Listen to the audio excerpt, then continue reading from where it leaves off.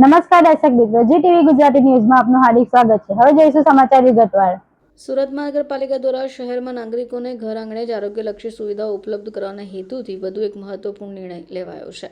કાર્યરત 62 આરોગ્ય કેન્દ્રમાં વધુ 8 નવા આરોગ્ય કેન્દ્રો ઉમેરો થતાં શહેરભરમાં આરોગ્ય કેન્દ્રોની સંખ્યા હવે 70 થઈ ગઈ છે। ઝોનમાં વસ્તીના આધારે જરૂરિયાત મુજબ હજી પણ આરોગ્ય કેન્દ્રો વધારવાનો નિર્ણય કરાયો હોય, જેથી લોકોને ઝડપથી નજીકમાં જ પ્રાથમિક સુવિધા મળી રહે।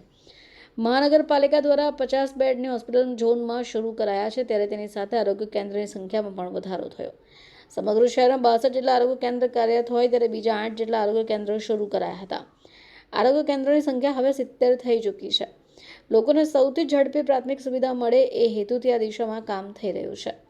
આરોગ્ય કેન્દ્રની અંદર દર્દીઓને પ્રાથમિક આરોગ્યલક્ષી સારવાર અપાતી હોય, જેમાં શરદી, ખાંસી, તાવ, નોર્મલ ડ્રેસિંગ કરી અપાશે। ટીબીના દર્દીઓને અહીંયા દવા પણ આપવામાં આવશે। આરબીએસકે તેમજ લેપ્રોસીની દવાઓની સેવાઓ પણ અહીંયા ઉપલબ્ધ કરાશે। સગર્ભા મહિલાઓ છે કે કેમ એની ખાસ કાળજી આરોગ્ય કેન્દ્ર ઉપર પણ લેવામાં આવશે, જેના ભાગરૂપે સગર્ભા મહિલાઓ માટે બાળકના ધબકારા, મહિલાઓના હિમોગ્લોબિનની તપાસ પણ કરવામાં આવશે। જો આમાં પ્રાથમિક તબક્કાની બીમારી દેખાશે તો અહીંયા દવા પણ આપવામાં આવશે। અર્બન હેલ્થ સેન્ટર ખાતે રિફર કરાશે, જેમાં ખાસ કરી સોમવાર અને ગુરુવારના દિવસે સગર્ભા મહિલાઓ અને બાળકોને વેક્સિનેશન પણ કરવામાં આવશે। હું doctor Brijesh B doctor Gorat આરો શહેરી આરોગ્ય કેન્દ્ર જે રાંદેર ઝોનમાં આવેલું છે તેમાં ફરજ બજાવું છું।